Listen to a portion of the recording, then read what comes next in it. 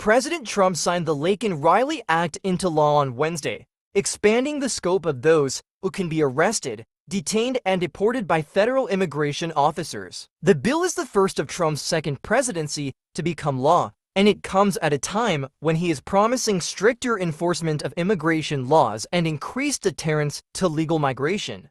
It passed with bipartisan support, marking a major shift for Democrats, who did not advance the legislation in the Senate last year. Trump nodded to that bipartisan support in his afternoon remarks, thanking Democrats for helping to get the measure through. In one of her first official appearances, Secretary for Homeland Security Kristi Noem attended the bill signing, as did several Republican senators who championed the measure. Pennsylvania Democrat John Fetterman, who was the first Democrat to co-sponsor the bill in the Senate, joined as well. The law may expand who can be deported, but implementation is a challenge. The measure directs federal immigration enforcement to detain and deport those without legal status charged with minor theft or shoplifting, assault of a law enforcement officer, or crimes resulting in death or serious bodily injury of another person. Several criminal offenses could already be grounds for deportation, and indeed Caroline Leavitt, the White House spokeswoman, said Tuesday that those who had broken the law by entering the country illegally had already committed a crime.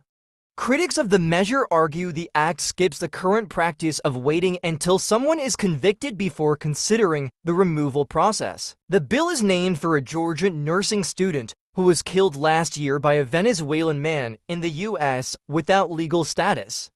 Her death became a rallying cry for Republicans who criticized the Biden administration's approach to border security. The man, Jose Ibarra, was later sentenced to life in prison without parole. Riley's parents and sister were at the White House for the signing.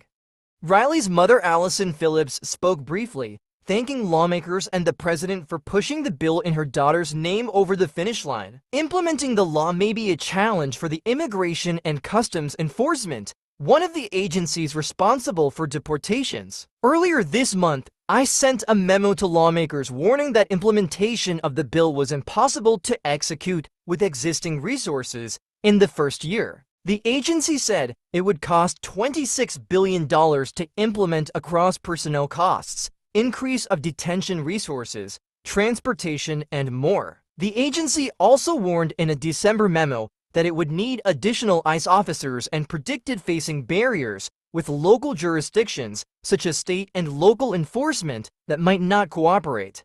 It also made clear that there might be a shortage of detention space to house offenders.